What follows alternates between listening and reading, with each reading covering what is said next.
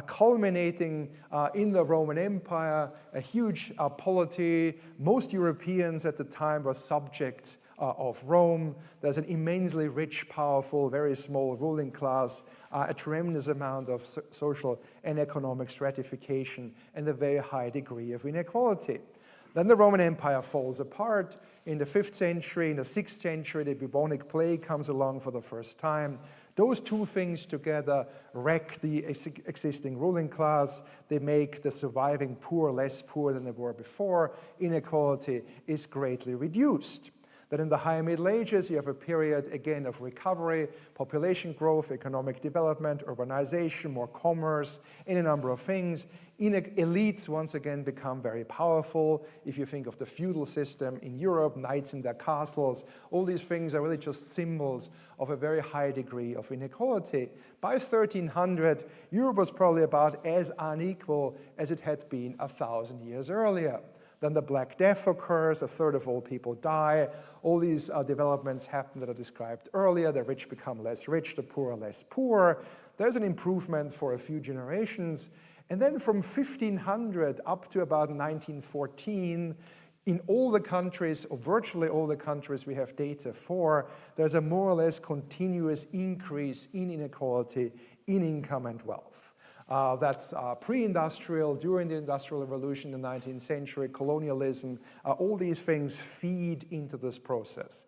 And it's really only after the shots of Sarajevo are fired in 1914, you enter 31 years of great instability and violence, that we observe what is known as the Great Compression, the third main principal reduction in inequality in Europe that continues into the 70s or 80s, depending on which country you're looking at, and in the most recent years has been modestly, I should say, reversed.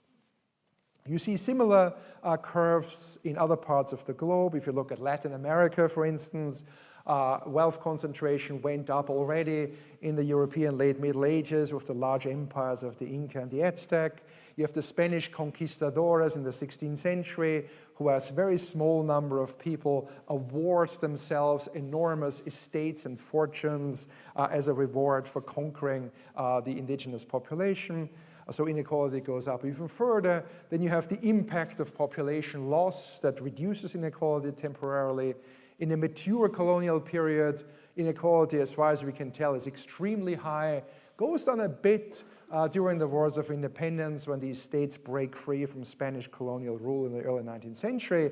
But ever since the middle of the 19th century, up to about 2000, for about 150 years, Latin America experienced more or less continuously rising inequality because it was isolated from World War I, World War II. There were no major communist revolutions, at least outside Cuba. And so by and large, inequality was able to go up quite continuously, a trend that has only very, very recently been reversed up to a point. And that's something we could come back in question time. A third and final example, the United States. United States, or the colonies, the British colonies at the time, were far less unequal than European countries because there were no entrenched elites. There was an abundance of land, a scarcity of laborers, so people were pretty well off compared to Europe. But ever since independence, all the way up into the 1920s, inequality also in the US went up. It was only the Great Depression and World War II that really produced a very major compression of inequality in that society that was reversed in the 1980s, and by now, by some measures, American income inequality is almost as high as it used to be 100 years ago. Now, what about conditions right now? Again, this is a chart, details don't matter all that much, that is sort of the continuation of a chart I showed you earlier. It measures the share of all income that goes to the highest earning 1% in a given country in 20 different industrial nations from 1980 till more or less today.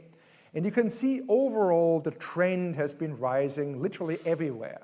The share of the 1% used to be between 4 and 8% of all income, and now it's between 6 and 12% of all income. So you have a baseline increase of about half in most countries. It's particularly extreme in the United States, where of course the top share has more than doubled because you have much more rampant disequalization. But even the most egalitarian countries, I single out Sweden here, that is often thought of as being particularly egalitarian, the top share has risen from 4% to something more like 7%. So even Sweden and Denmark are not immune to these trends. Now I should say these are trends before taxes and transfers. Once you factor in redistribution through fiscal and social policy, the trend is much more muted. There is still an upward trend, but it's not as powerful as in the slide, because governments with varying success have tried to counteract this particular development by ramping up redistribution. But there's no country, including even Austria, but it has been 100% successful. Many countries like Austria have been much more successful than others, but the trend is certainly there overall. This, of course, leads me to my final question: where do we go